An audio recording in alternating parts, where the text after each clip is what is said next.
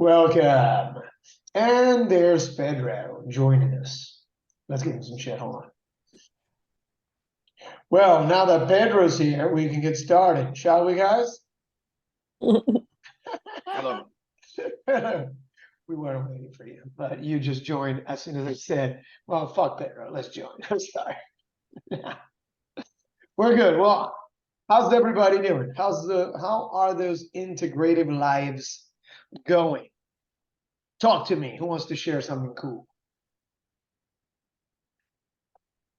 Pretty good. The weekend was good. I actually stuck to IL for the most of the weekend, but then yesterday and today I've been in on this conference, and like I checked like one box. I think harmony with environment was like the only one I checked. What did you get for harmony with environment while you were out there? Nah, just I'm not in disharmony. If it wasn't that, I would have checked no boxes. But actually, one thing that maybe we could talk about later, I feel like we were talking about movement last week, right? And movement doing exercise, but movement doing like your one thing.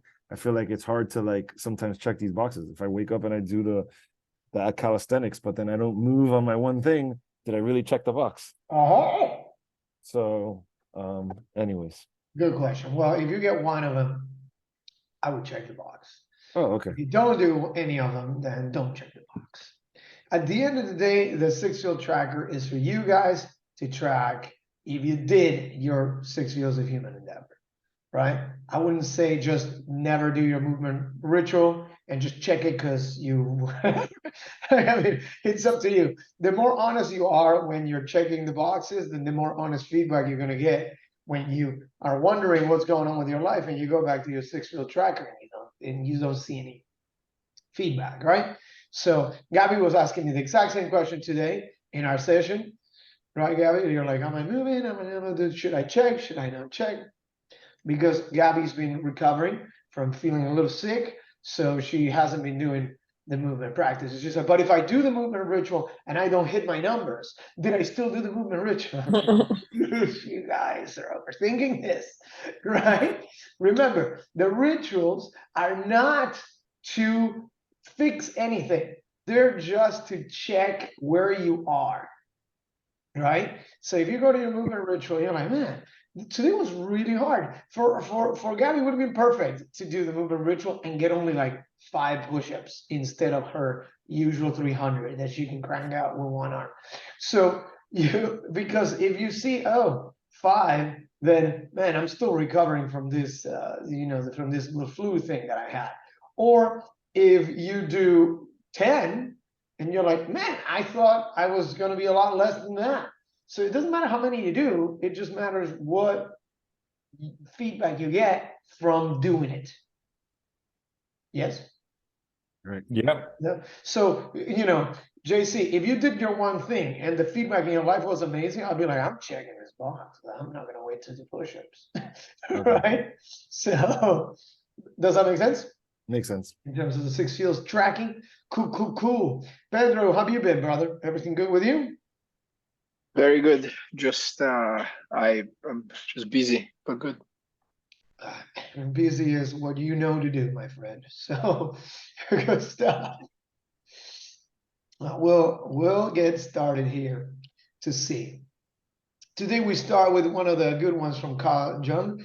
Until you make unconscious conscious, it will direct your life and you will call it fate. All right? So, and then you're familiar with Carl Jung's work. He was one of the contemporaries with oh man, I'm drawing a blank right now. Sigmund Freud? Yes, with Freud. They at the beginning got along and then they didn't at all.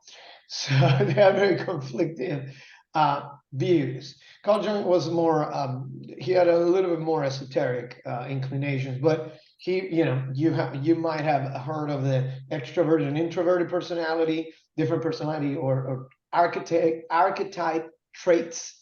And also I think the most interesting part of his work, the collective conscious, or the collective unconscious is actually what he called his theory. He's been tremendously influential in the field of psychology and psychiatry and religion, literature, and a bunch of stuff. But what I think is very inspiring about his work, and as it relates to today, is that we sometimes make a story about how we live our life, right? And sometimes we call it fate or destiny, and we avoid taking responsibility for the things that happen in our life because we are unconscious that we took certain actions.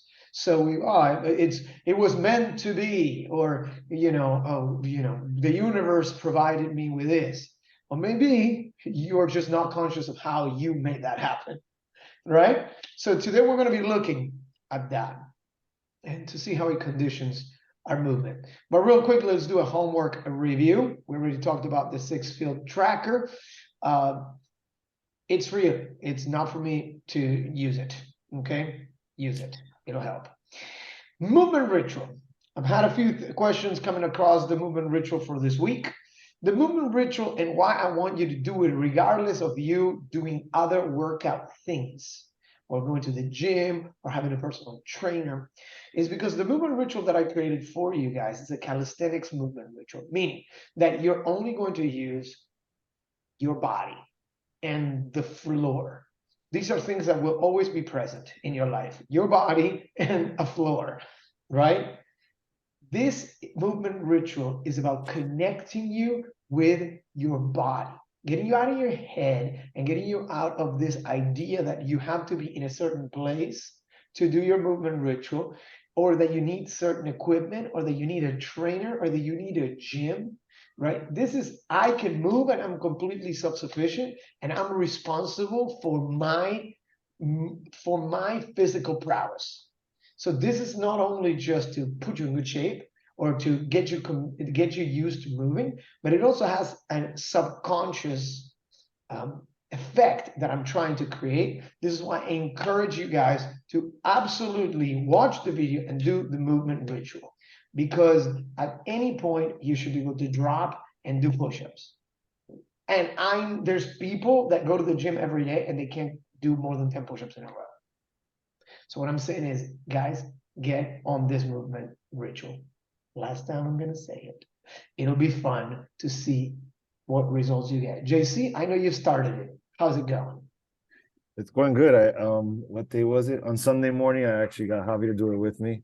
And yeah, whatever, he did it. We did some push-ups, squats, and hold on one second. This housekeeping is trying to come in and clean down.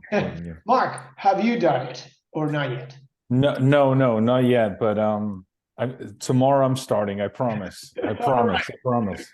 Not yet. Like 3 weeks in, but it's all right. Do your push-ups. Here we go. And the fun ritual. The fun ritual is your hobbies. I saw that you sent a photo of your bass guitar. Yep. Yeah. Did you play it, or you just send us a photo? No, that I've been practicing like every day, just going up and down the scales. And how does that feel? Great. Yeah. What's the feedback you get? Yeah, I'm making progress basically. I think I'm gonna just keep pushing forward. I'm aware that it's like kind of like that stage where it's like a bit nitty-gritty, because it's not necessarily like I'm competent at playing, but I think if I continue to practice, it's only going to get better, There you go. And also, is the purpose of the fun ritual to be good at it? No. To have fun. No. Why do we do this fun rituals? To have fun. Just because you want to have fun, right? Pedrozinho, have you been picking up that guitar or not yet? Not this week. I played some acoustic this weekend, actually. How did it feel? It felt good. I also felt that I needed to learn a few new songs. So it was relaxing. So that was nice. I did that for a little bit. It felt good. Yeah, good. The fun rituals also have a subconscious reason why I want you to do them. is not just because it feels good, like you said, or it is relaxing, right? Or you're feeling like, ooh, you get motivated to learn more. Not only because of that, but also because fun is something that you do just because you want to do it, not because your brain tells you it's a good idea, not because your job requires it, not because society is putting pressure on it. It's because you want to do it. The purpose of integrative living is to be able to express the real you in the most honest way possible. Most people struggle to do that because they don't know that real you. And the best, not the best, but one of the easiest ways to get to know that person fast is by spending time doing things that only that person wants to do. Not the things that your brain wants to do, but what you want to do. What's really interesting to me about that, and talking about the collective unconscious or the collective consciousness, it's something that came up when I was talking to Mark. Turns out that the bass guitar that Mark has used to belong to the bass player of Duran Duran. Correct, Mark? Yeah, Which absolutely. is, okay, I don't know if you're into it, but Duran Duran is the only pop band that had that had a song with in a James Bond movie. At least that's what Mark was telling me. And Mark also has a James Bond poster signed by all the members of Duran Duran. Now, I like JC just looked at like, that's worth a lot of money right now. I just read JC's mind. And I was like, cool. This is what's interesting about fun and listening to your fun instincts. Mark did that just because it was fun. He didn't want to do it as a collector's item. He was a fan of the band. He was a fan of the song. He was in the place and at the time, and he got the poster and he freaking did it. And now I don't know how many years after this guy is sitting on this potential, I don't know how much this thing is worth. Right? This is it. Look at that. So cool. Right? So he's been Then preserving. the signatures are on that.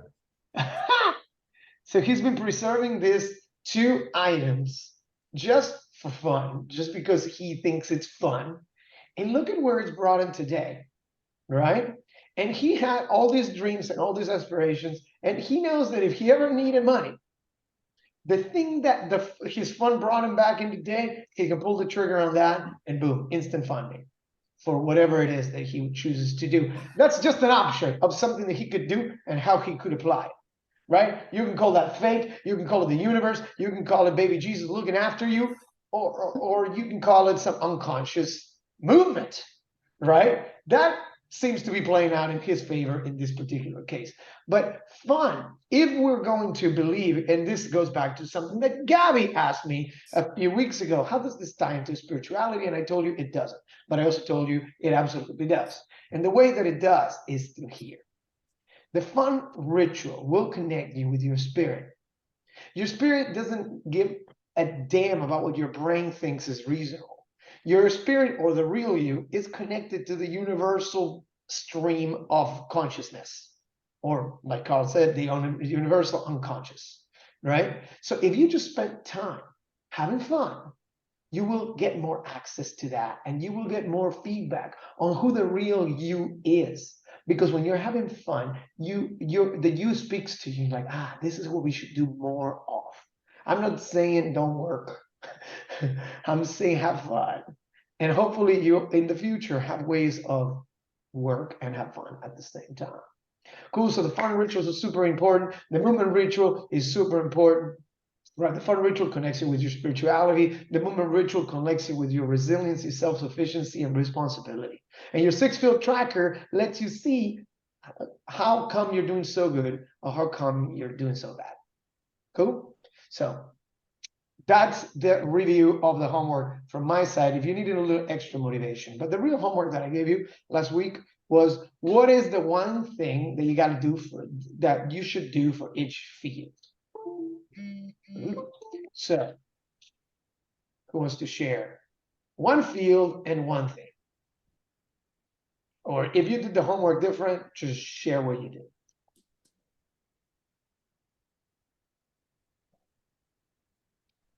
Or if I you have do, I have a one thing, but and Go we for talked it. about I have a one thing that we talked about in the last session, and I have not made as much progress as I wanted to make. all right, let's talk about it. What was the thing? It's on my business, figuring out a plan to make some changes. Okay, I have a meeting tomorrow with the gentleman that I told you that's gonna maybe help me implement this plan, but I haven't had that meeting yet. okay.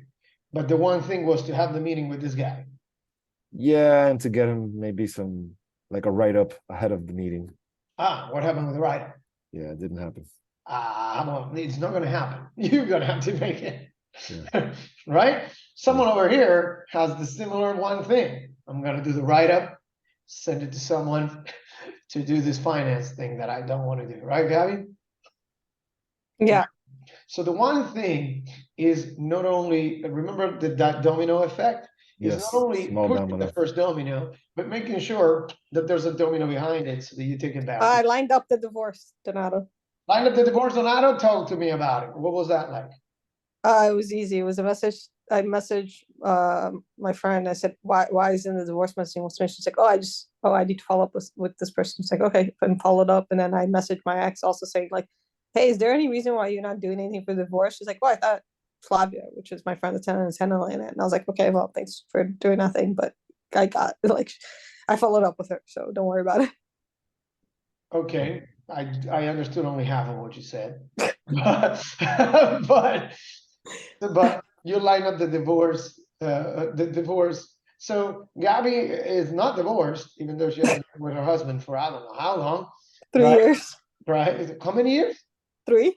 3 years, and she's selling her mom's house. So she can't get a divorce until the mom's house is sold due to some Brazilian bureaucracy. So I was like, okay, cool. So is the house under contract? She's like, yes, it's under contract. Is it going to sell? Yes, it's going to sell. I'm like, okay, then just line up the other thing right behind it. Like, if you're going to send your husband a paperwork to sign, send him 2 paperwork to sign. And she's like, we can do that. So I guess you just lined up the second one. Yep. Right. So sometimes the one thing is already done, but it hasn't happened. So I would spend time lining up the other dominoes that are going to come right behind. Yep. Right. So the conversation with JC was, I got to have a meeting with this guy. When's the meeting with this guy? And Wednesday. Cool. What can you put in front of that? Right. And just say, okay, I'm going to do a write-up. So I'm guessing he's probably going to do a write-up later on today. But we see how the one thing works out, and you'll figure it out for each one of the fields, right? Remember to line up the dominoes too, right? Once you do this one thing, you're going to create tremendous momentum. So make sure that you got something behind it, so you take advantage of that. Mark, what was for you the one thing? My work. We kind of shared a little bit about that. Of course, I'd like to share more about Yeah, that go for it. tomorrow. What about your work? Well, I was feeling stuck is the word. Like I've been feeling that way for a long time, and it's part of the reason why I jumped on board to take this 3-month journey with you guys. And it kind of, there was a lot of serendipity how that came to place also, but through our conversations about like proper mental presence and just I'd been half-assing it for and getting away with it basically, because if you're good at something and you can kind of like get by, but it's just mediocre basically. And So you were throughout- half-assing it. What was I the was one half-assing it. to Now, full-ass it? I've been like fully like Full committed ass with it. work. I've been like cold calling. I've been calling. I've been opening up new accounts.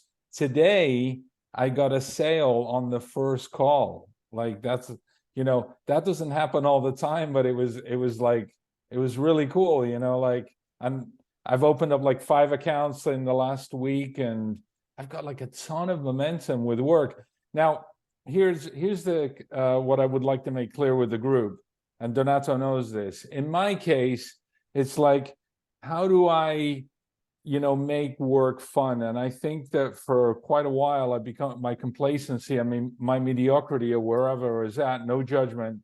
I was like, just in a place where like, I wasn't like relating my work with having fun. And that's changed. I'm actually like, I got like I'm feeling really excited, and most importantly, I'm feeling really fulfilled at the end of the day.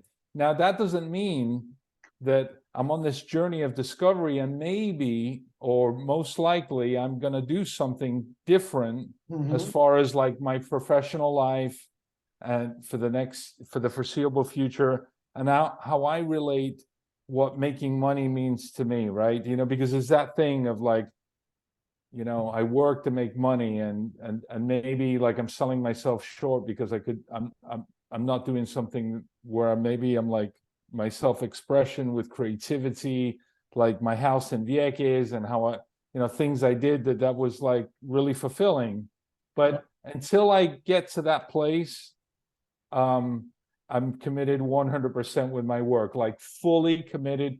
You know, when I'm working, and that they're not you know, being connected to social media has had a big thing with that, you know, concentration wise, you know. Yeah, because he used to take calls and YouTube was in the background. Oh, I had it going on all day. Now I'm like, where's my next deal? Where's Right. my next deal? So Where's my next the thing sale? for Mark, just so you guys are clear, the one thing for Mark was, you know, he lacked, his biggest thing was that he lacked motivation. His issue, that he lacked motivation with work. And what we discovered is that it's impossible for you to have motivation if you're not. Motivation is such a myth. It's such a fabricated concept. No animal needs motivation for anything. Animals just do things, right? They instinctually do the things that they need to be doing.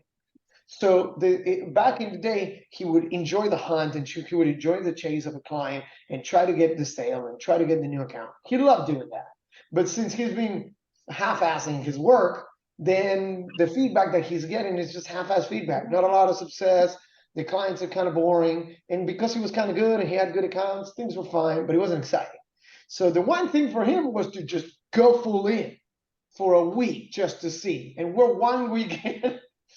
Because he's good at it. We know he's good at it. He's just been distracted. So it's like, let's go back in and see what happens. He went back in. That was his one thing.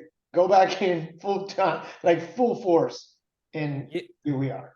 And also I'd like to add to that, and we talked about it, but I'd like to share it with the group, was like the feedback that I was getting from YouTube was like, we're in a recession, it's doom and gloom. It's like, you know, you know, the What do you world's sell, going to Mark? shit. I sell salmon. So we're importers and producers of farm-raised salmon, sell to seafood and food service distributors and retailers all over the country. So, but Very there's still specific. plenty of there's still plenty of business. There's a lot of business. And I'm like looking at, my mediocrity and the place where I was stuck, and I don't want to do this anymore. My lens was like coming from a place of scarcity and not abundance, you know? Yeah. And YouTube was confirming it. Right? Because Absolutely, you're in there. 100%. Look, and recession's coming, the worst recession. I mean, the recession's been coming for YouTube since YouTube. Right? So if you're looking for if you're looking for the story of the recession is coming, YouTube has it for you. And if you're looking for the story of the best market is coming, YouTube has it for you too. It's like everyone's good. There's content being created for whatever story you want to create, you want to listen to, and the algorithm knows you and gives it to you. So that's why, guys, I personally don't have anything personal against social media. I just know the way that it was designed because I was involved in the early conversations of designing social media to take advantage of people's brains and its desires for stories and to feed it to you to prove the story that is going to help you conserve energy and keep it from dying. So I thought it was completely unethical to use technology to predict where people are going to be the weakest and to attack them in that way. My colleagues didn't agree with me, and now they're rich, and well, here I am. So, but I sleep at night, and they are part of the Illuminati. So, anyways, let's go to the next thing. So it's a real thing. Good to know. Perhaps. Not allowed to speak about that. One last distinction is that, like, with all that stuff, it's like I have no control over it, right? But I'm realizing that, like, I have control about how I, you know, put my best foot forward every day, and that's all that matters, you know. Yeah. We're gonna use that. Don't I worry. must say that the no content thing first, it was hard, and now I don't care.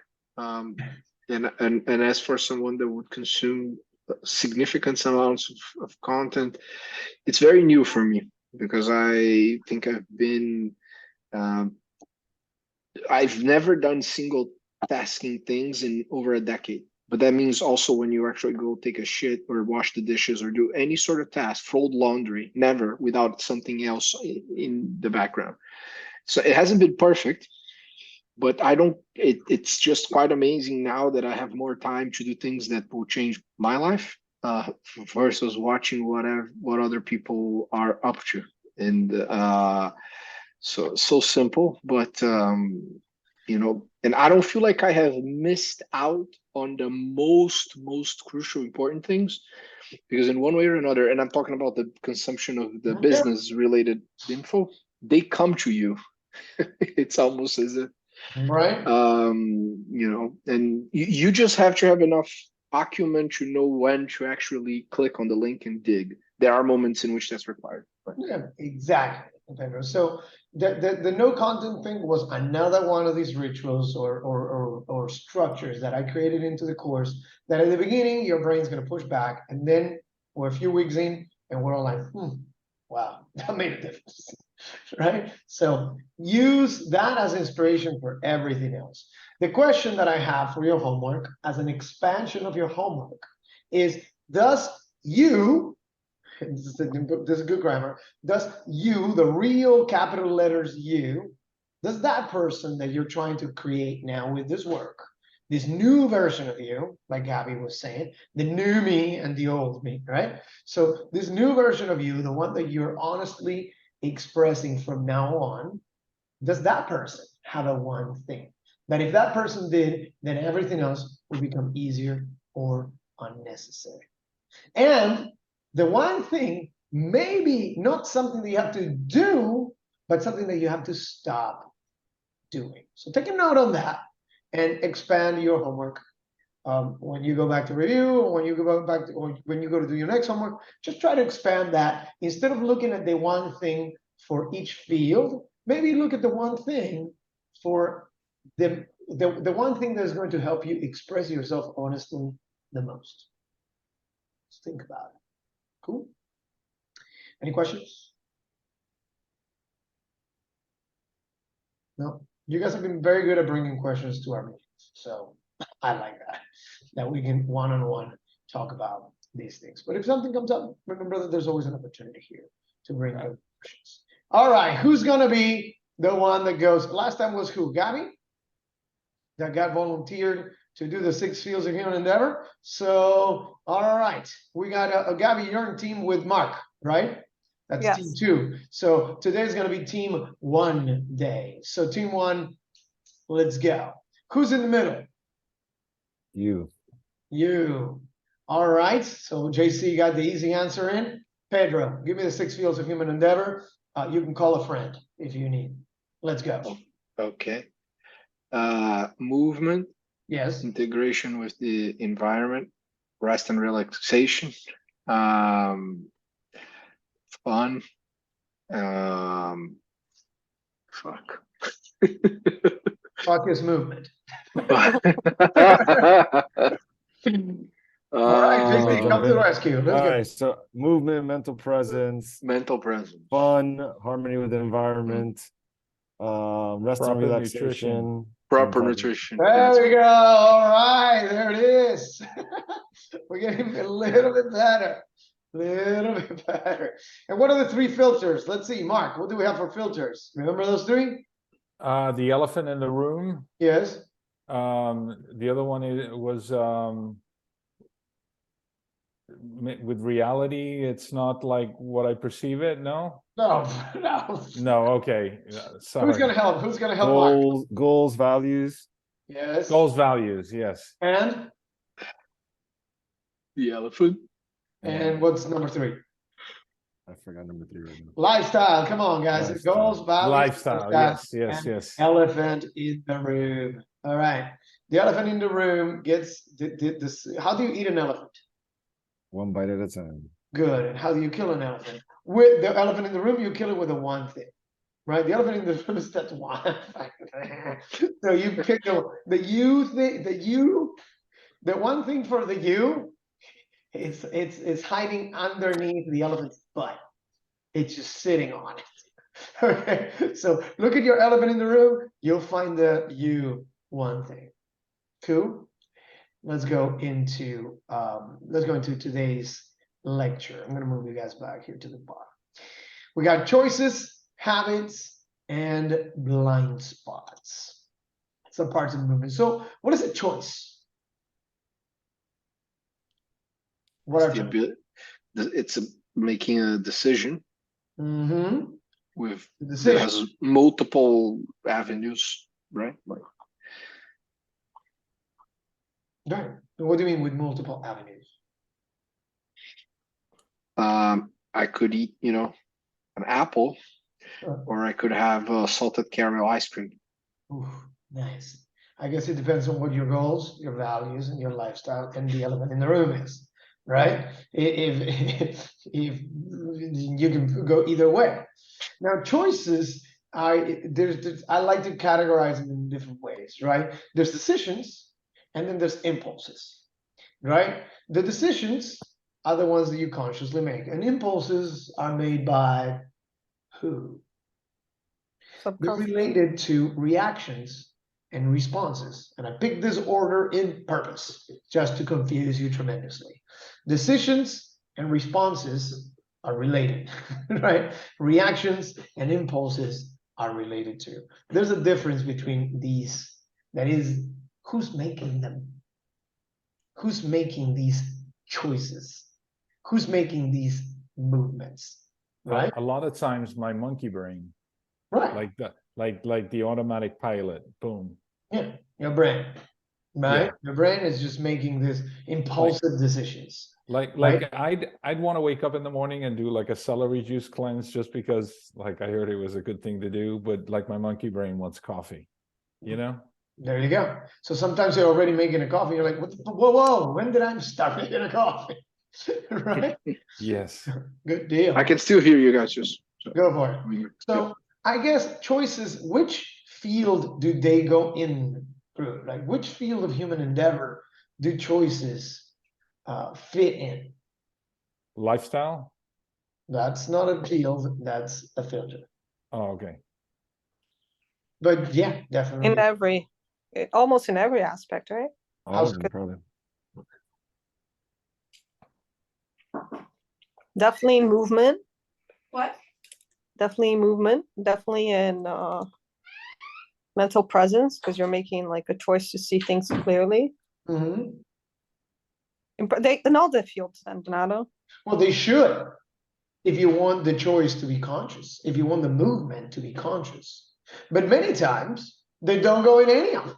It's just a movement. That's about it, right? So they just go in movement. So every time you make a choice, you're really making a, right? If the choice, because remember, movement is what you do to express your internal process. It's how you bring the internal world into the outside world. So movement alone can be, choices can be represented in movement alone, but an integrative living choice would cover all of these, right? Because you would be first mentally present, like you're making this choice based, it's a decision, it's a response to something that happened.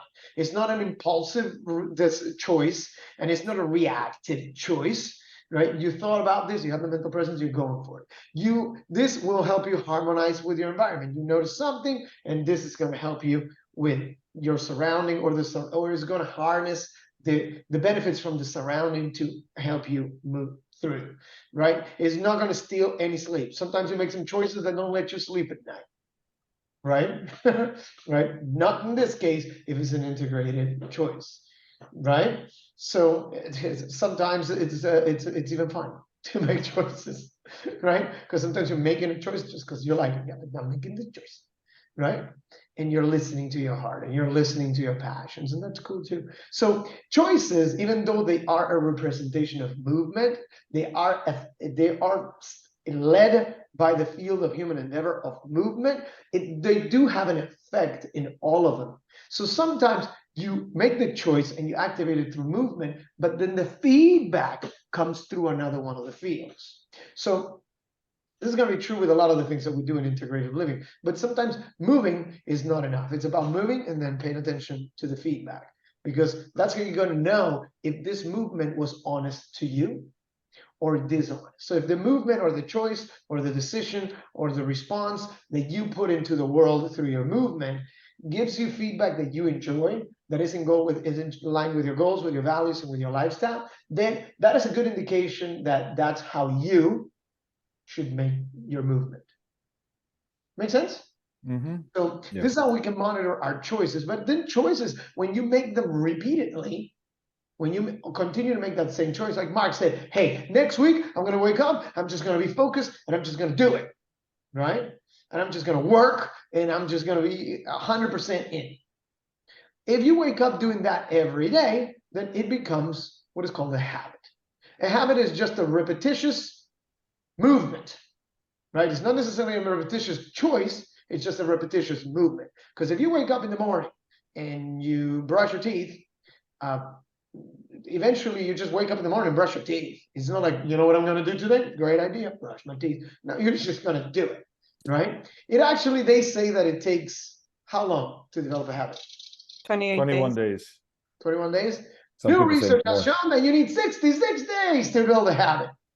Yep. So, sorry guys. Awesome. So I planned this way. We got a 90-minute sprint, and I knew that about 24 of those days, 34 of those days were going to be, 24 of those days was going to be you resisting. But right about now, you're starting to believe. So now we're going to develop habits. Okay. Nice. So 66 days to build the habit, 10,000 hours to reach mastery, right? So I want to share that I'm like super excited about tomorrow, like, and I've not been in that place for a long time. It's pretty miraculous. Like I'm just, it's not even like about like the dollar amount that I will make, like selling salmon tomorrow, like saying, okay, I sold 50 cases or 100 cases. It's just go out there and it's an adventure, and the chase, and it's whatever manifests, you know? that's good, man. It's that's really good. called mental presence. You're like, hey, I have this job. Right now I have this job. I think I may want to change it. See, when you say I think I may want to change my job, that's not mental presence.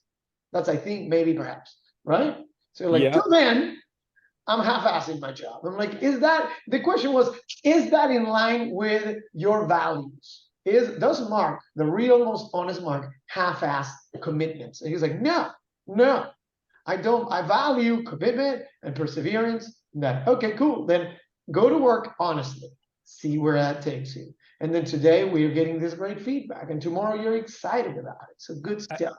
I wonder if you do the same in every aspect of your life. You know, your relationship with your wife, your relationship with your friends, your relationship with your movement rituals, your relationship with everything. You go with earnest effort and honesty. Cool? Yeah, cool. Just notice what the feedback that's coming back is that Mark being committed resonates with the real Mark. And by the way, like my one thing for this week is to like update my resume, because I'm still going to explore other things that we talked about, you know, so Do it. you know, wherever that takes me. So right. Yeah. So but that doesn't mean, because I was like, oh, you know, I want to do this, or and I was like not being fully committed, and I it's great. Really thank you for the clarity. I didn't do anything, brother. Just soon it'll be a habit to just be back to full force. Yes. Right. And here's the magic substance for habits. It's called dopamine. Dopamine is a substance that gets released when your brain thinks or perceives that your chances for success in survival or reproduction are guaranteed or are more likely, right? So anytime that you do something like that, your brain releases dopamine. Look at Mark. Mhm. He's like, I'm gonna full force this thing. He goes, he full forces it, he closes a new account, and his brain's like, dopamine. Because what it'll do is it'll motivate you to do it when you're not doing it. Dopamine is a mind control substance that your brain releases so that you rein your efforts into what it knows guarantees your survival, or it thinks guarantees your survival. So yeah, you being successful at work, your brain gets that. So whatever it is that you did, your brain is going to reward you, and it's going to reward you with dopamine. So it takes 66 days for your dopamine cycles to get tuned to a new habitual movement. So, for example, I know Pedro is dealing with some dopamine imbalance situations. Cool, bro. 66 days of, and then we'll be clean. It's been a big challenge, but every day is getting better. It's just slow, but it's getting better. Hey, it's 66 days. I put that number there for you. Okay, so if it's not been 66 days, then it's not slow. It's on track. Cool. If you tell me it's better every day, cool. We're talking 66 days. Let me know what day number 66 is, and then we'll dictate then if we're slow or not. It's about a week from now. About a week from now? Sweet. Let's see where it goes. Okay? Let's see where it goes. So, you know, think of when it is that you started your new habit around it. Not just change things around, but actually develop a new habit around this situation. And give yourself 66 days. You get it earlier? Awesome. But if you're still on track, give it time. Give it time. Let your brain and its chemistry do their magic. Your brain will do it. It's just a matter of you continuously moving and repeating this choice, right? Now, there's something that we call blind spots. And what is a blind spot? And I'm bringing up the story again for some reason. Something you don't realize you're doing, maybe? Exactly. A blind spot is, you know, when you're driving in your car and there's a car right there in your blind, and you turn, you're like, oh shit, there's a car there, right? There's this obvious thing that you may be missing about what you do regularly, right?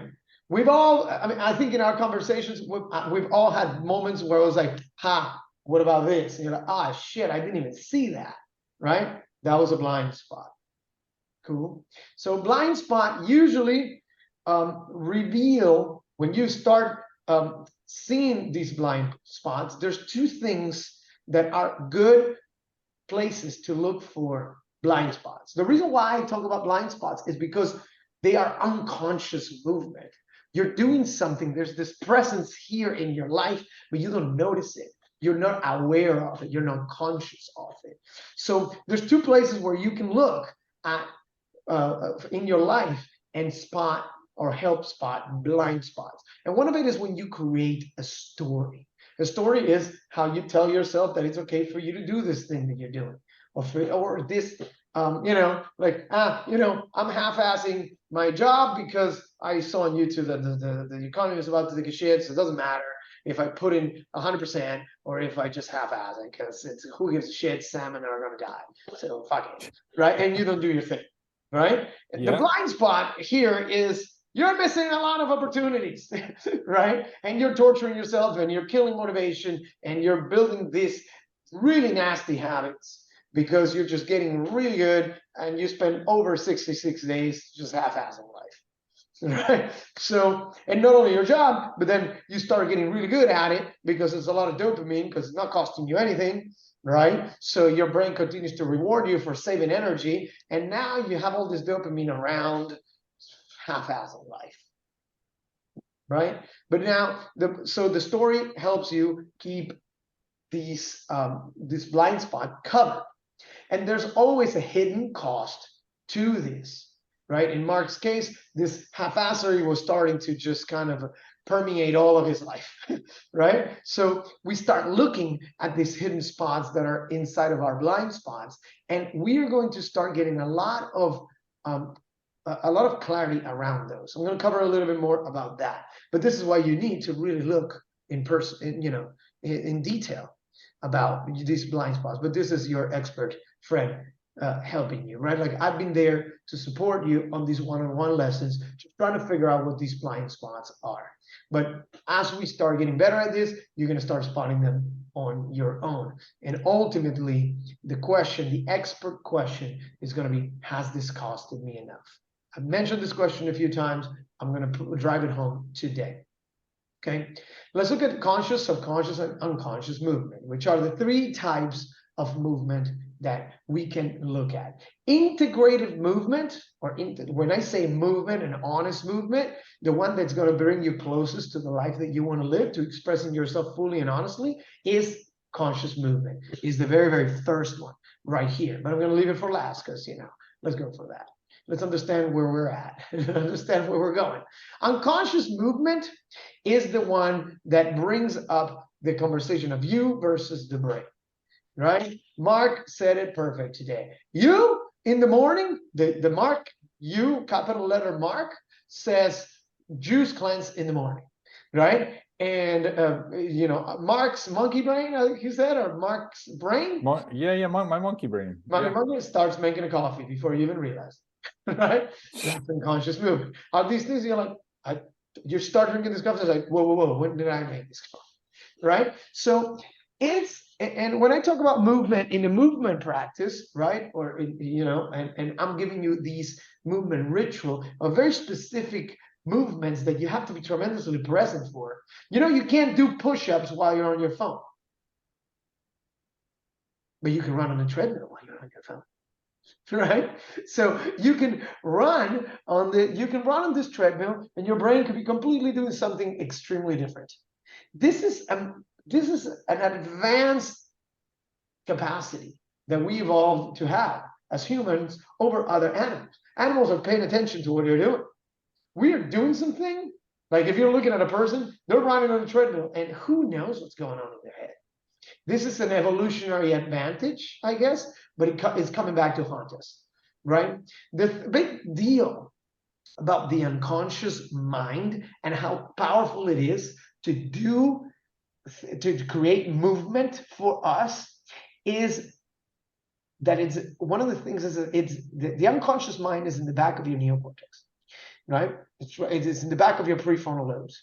And it has a lot of connections with your long-term memory, which is in your limbic system, your mammalian brain.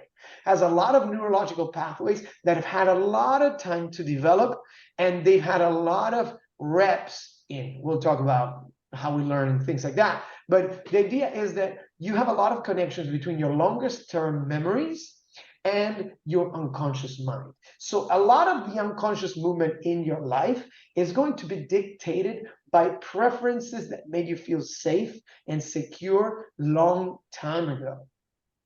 Okay, so you were talking about eating an apple versus eating salted caramel ice cream, right? Well, I'll tell you what, if salted caramel ice cream is what your mom used to give you when you were upset to make you feel better, anytime that you're upset and your unconscious mind is driving, you're going to reach for a salted caramel ice cream.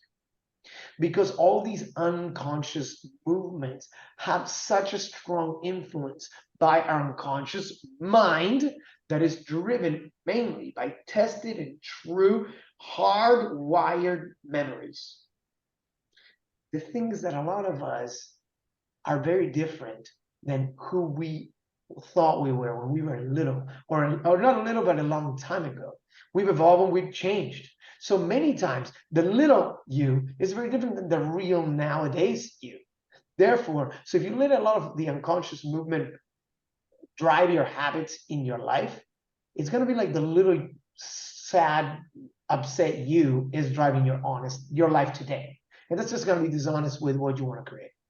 Does that make sense about unconscious movement? Absolutely. Yeah. Cool. So unconscious movement is going to be our lowest grade of movement. Then there's subconscious movement, where you're not fully conscious of what you're doing, but you're not also completely oblivious of what's going on. Subconscious movement happens at a very specific part, when you start developing mental presence around something. You're like, I kind of see this now, right? This is when you reveal a blind spot. You're like, oh my God, it's been there. And you start moving a little too soon, right? But you didn't really fully develop mental presence. So sometimes subconscious movement is a little bit premature. Sometimes it's needed because the situation is time sensitive. So subconscious movement is as good as a movement as you're going to get, but many times it's not. We were talking about Gabby and her decision to work on her marriage or get a divorce. And we thought, and we had some commonalities in this, that if you would have waited 2 more months to make that decision, maybe you would have chosen just to get a divorce instead of trying 50 unfinished things that ultimately took 3 years of work and didn't make any difference. Right? So subconscious movement is when mental presence is developing, or when the cost is starting to become apparent, right? So start looking at when these blind spots come up, because these are going to be the new differentiators for your life. It's happening with Mark, right? Mark realized that maybe it has to do with him, not so much with the job itself. And the cost, it's starting to become clear. The benefits is starting to become clear as feedback starts coming in. So sometimes subconscious movement is good quality movement, right? Because at least you have some mental presence, and you're starting to realize that if you don't move, it's going to cost you something. So you might as well get moving. So this is good. Subconscious movement starts, it just topples the first domino, and who knows what comes after, right? And then the feedback is what allows you to move up to the next category, which is going to be conscious movement. Conscious movement means movement that has mental presence and that it also matches all your filters, right? It's movement that helps you with your goals, that gets you closer to your lifestyle, that doesn't violate your values, right? And that is not, entertaining the existence of the elephant in the room. Are we good with these 3 different types of movement? So when we start talking about it in our one-on-ones, you should know how to differentiate these. You should know, you should ask, are there any blind spots that you see? Or is there a cause that I'm not seeing? We're establishing a language and a place where you can look, right? Understanding that there's something that you don't know will make you look. Cool? Which brings us to, go ahead. Yeah, no, I remember like in our last one-on-one, I mentioned something about like my wife and I taking some like vacations and like short term. Yes. Sometimes I take 3 weeks. I'm now like so inspired that like when I go to Dominican Republic, I want to go prospecting for like get some one-on-one meetings, like that like some big buyers over there. Seriously, so Good. just integrate that with motivated. yes. Now don't let your job permeate all your life now, okay? No, your passion. No. Yeah. So let's look at unconscious movement again, and let's ask: is unconscious movement bad?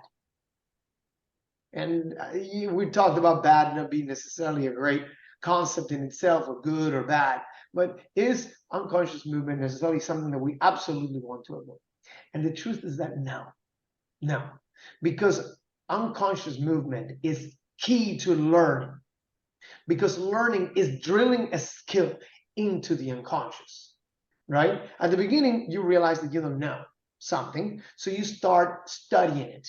You're like, holy shit, I didn't know. So now you start looking at it. Or there's this thing about my life that I never really understood. All of a sudden you get this mental presence and you go from unconscious to conscious. Now, as you're realizing, starting to, like Pedro said, it's hard and it takes work. Remember the first thing that I told you, you cannot sharpen a sword using what? Rubber. Using what? I forgot. Using a cupcake. Using Right? what? Cupcake. You cannot sharpen a sword with a cupcake. Okay, so that's the thing. It's gonna take effort, it's gonna take work, it's gonna take dedication, and that's fine, because you guys have displayed in your life over and over that you carry those qualities, especially when you are the one that's driving. So with movement, you take something that used to be unconscious, You turn it subconscious with a little bit of mental presence. You work on it, you dedicate yourself, and you get good at it. Now you're very conscious of what it is that you need to do, how to do it, and now you're building it into a habit. Once it became a habit, right? Oops, sorry. Well, as you're doing these repetitions, once as it's becoming a habit, you're getting dopamine. The dopamine is motivating you to continue to develop the habit. Like Mark and like Pedro picking up their guitars, or like JC doing his push-ups, right? We're starting to get a little bit of feedback, like this is nice. And this dopamine is helping us. But then there's another substance called myelin. We're going to talk about myelin a lot in the mental presence chapter, but think of it this way. Myelin is a little protection that wraps around the connections in between your neurons. And the more myelin you have around your neurons, your neurological pathways, the more efficient and accurate the transmission of electricity and energy is between those neurons. Therefore, your brain rather go through that than through a new unknown path. So even at the very microscopic structural level, your brain operates with the idea of assured survival and saving energy. Remember that? So myelin is the way that by you repeating a skill, you get better at it. It's like someone learning to play piano or play guitar or play anything. So as you build myelin, the habit that is building with dopamine, as you build myelin, the skill also grows. So skill is measured, if we could somehow, by the amount of myelin in the neurological pathways involved in that movement. So we'll talk a lot about myelin, but then as you get good at something, you went from unconscious to subconscious to conscious, but now you're getting so good at it that you can do it without thinking about it so much. So now it's a little bit subconscious. And you do it so well that eventually you don't even need to think about it at all. Your body just does it. Remember when you learned to drive? At the beginning, everything was overwhelming.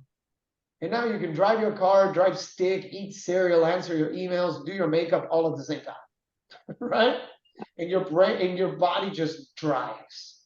So myelin, dopamine, these are going to be substances that we're going to continue to talk about. So give yourself time to adjust the dopamine to your habits and give yourself reps to build myelin so that your unconscious movement, which is not bad, it's just the beginning, becomes conscious, and then eventually you'll go back to unconscious.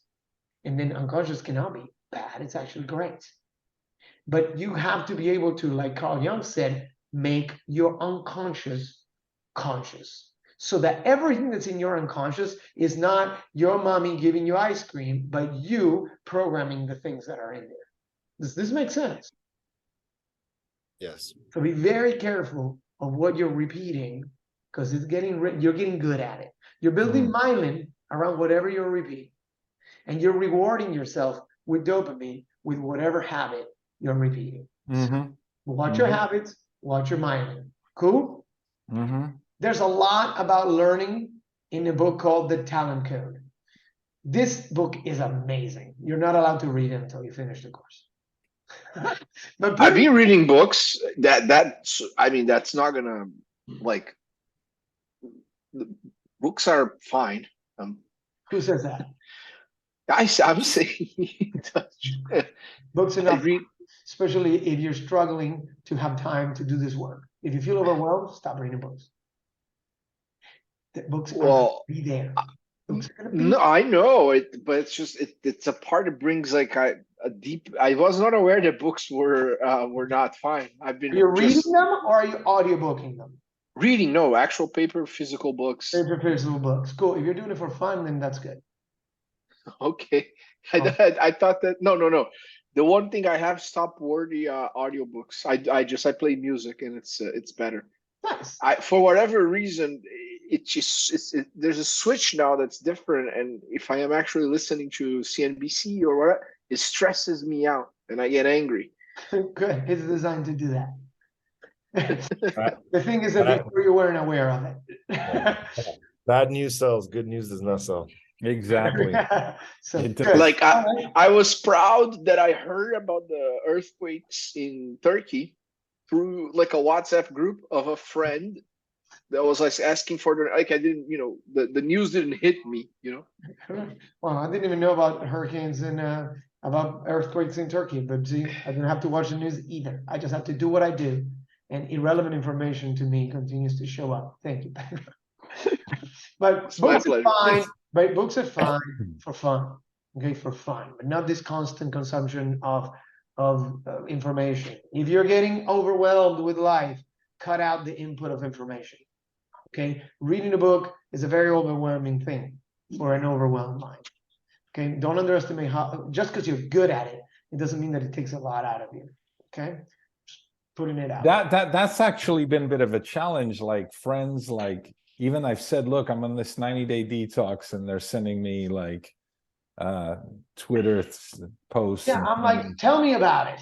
Like, if you have something to share with me, call me, tell me about it. They stop Exactly. sending Okay. shit. They'll stop sending you links. All right, so let's just get focused because we're running out of time, or we're actually already out of time. But I'm gonna push through this if you guys don't mind. If you have to go, go. This is recorded. But if not, I think the homework review took a little too long. I'll take that feedback for the next one. There's a relationship between movement and mental presence that we need to be very careful. And it is what we mentioned before: what you know, what you know you don't know, what you don't know you know, and what you don't know you don't know. Right? I want you to study these concepts right here, these, and get mental presence around them. Right? Blind spots are which one of those four? What you don't know, you don't know. No, sorry. What you know, you don't know. The second one. Unconscious incompetence. Yeah, unconscious incompetence is what you don't know. But which one is the blind spot, Pedro? The second one. What you know that you don't know. Right? The concept of a blind spot is that, right? That there's something that I'm not seeing. I know there's something that I'm not seeing, right? At least you're aware. So the concept of the blind spot is that. But the content of the blind spot, because you don't know what it is or how it affects you, then it's the last one. Make sense? Mm-hmm. So play with these. It's really, really cool. It's conscious competence, unconscious competence, conscious incompetence, unconscious incompetence. They're all there. Play with them. They're fun. Why do we change? This is the last thing we're going to talk about today. And I'm going to tell you this one really fast because we're short, but it's an important concept. So I want to do it justice. Do we change? Why do people change? Do we change because we want to change? Why do we change? Why do we change? Like you because guys, because the pain of not changing is greater than, you know. I think we change because of pain and suffering. Honestly. Okay. Is anyone in that we change because we want to? I want to make a change so I can make it. But I think it causes some sort of pain, right? I don't know. I'm just Good sure. answer, Pedro. We don't change because we got to. We change because it's costed us enough. Right? The not changing. Remember, you can want to change. There's no problem. However, remember that your brain doesn't like change because it's unknown. It could be dangerous. It could be a lot of energy expenditure. So it's not going to want to change. So, but there's a concept that I call killing the baby in the car. I know, it's a good concept. So let's say that you're addicted to crack. You guys can relate. So you go to this place, you go to this crack house, you know, this is where you get the primo stuff. One day, because you're a responsible parent, I guess, you're with your child and you get one of these little, you know, crack cravings. So you go with your baby in the car to the crack house. But of course, you're a responsible parent. So you're not going to go inside of the crack house with your baby. That's crazy. Now, you know you should let go of crack. You know that you want to let go. You want to change, but you haven't because your brain knows that what crack is like. and you're just doing it. People are addicted to all kinds of things. I'm saying crack, you replace it with whatever you want. Overworking, if you want to, YouTube, if you want to, distractions, if you want to, whatever your substance of preference is, right? So instead of bringing your baby into the crack house, you don't do that because you're not crazy. You leave the baby in the car, and then you go in the crack house. So you're like, I'm gonna go real quick and just pick up my crack, and we go, right? So you go inside of the crack house, and your crack dealer is like, hey, I know you like this stuff, but I got this new stuff. And you're like, no, I mean, I have my baby in the car. I should really go. So just try this new stuff. And you try the new stuff because your brain's like, let's try some new stuff. Because it's new stuff of the stuff you know. It's more of the stuff you know. It's more of that dopamine that you've already built into your system and into this habit of being a more than 66-day crack addict. Yes? So you try this stuff and this thing knocks you out. 2 hours after you wake up, you go back to your car and your baby is dead. And now it's costed you enough. And now you're like, now I think I should quit crack. Or you can, in your head, use you can use the simulating power of your brain. The power that we have inside of our heads of imagining things and driving our behavior, right? You watch a horror movie and you're safe, you're sitting in a chair in your house, but somehow your brain cannot tell the difference between you sitting in your house and that girl getting chased by a knife, and you get scared. Your brain is not that good at telling the difference between what you're seeing or imagining and reality. It's just not good at it. We haven't had enough evolutionary time to rewire that ability. So something that we can use to drive a change into our life is to realize the cost of things, asking the question, has this costed me enough? That is what killing the baby in the car means. This is an integrated living concept, right? You don't wait until the wheels fall out of this thing. You kill the baby in the car. And to kill the baby in the car, you need to understand what the baby is. The baby is the cost, right? You have to imagine, what would it cost you if you don't change? Right? What's going to happen if you don't change this behavior? I know that we've already been doing changes in our life, right? And we're starting to get some feedback from doing this integrated living work. So I'm going to ask you as your next homework, okay, to really ask yourself the cost, to define your baby so that we kill it in the car, right? We use our simulating brain to fuel our motivation for change, or to continue to fuel our motivation for change. So, Mark, what will it cost you if you don't fill up the freaking 6-field tracker? I'm going to kick you out of the course. Exactly. Right, so fill it up. And I'm not going to get the proper feedback either. That would actually be even better motivation. Because like if I'm, yeah, exactly. If I'm feeling crappy or whatever it is, I'm not going to be able to go back and know, oh, okay. Exactly. And also, you're not going to discover the value of doing it, right? Like you're not going to know what going to work full force feels like until you go to work full force, right? So yes, let's not wait until Mark gets kicked out of the course. But let's imagine if you can't find the motivation, then calculate the cost. What's it going to cost you to not change? You all guys have something that your brain is resisting changing. It's fine. Acknowledge that the resistance is there and understand that there's a hidden cost that you have not evaluated. So do the numbers. Whatever that means for you. More than the cost of getting kicked out of the course is like, okay, so in 3 weeks, I've had some pretty significant breakthroughs. For me, so if I don't continue because you kick me out, then what could I potentially miss out on in the next two months? Right. You know? By the way, I have no intention of kicking anyone out of the course. No, I know, I Right? know. But I'm just saying, okay, but calculate your costs. I just picked an example that was there. Yeah, so. yeah. Cool. Keep tracking your 6 fields daily. What hobbies are you doing for fun? Remember to do your push-ups, do your movement ritual, and keep lining up those dominoes. And remember, who do you turn in your homework to? Your partner. Your partner. Pedro and JC, I haven't seen Jack in your group. So get to it. Okay, Yes. you guys, I paired you together because I knew this would come up. See, so I'm not, so nobody in the team is carrying the weight for the other one. You guys are both sinking this shit together. So good. Hey, we don't need to talk about it. Change it. Kill the baby in the car. Go for it.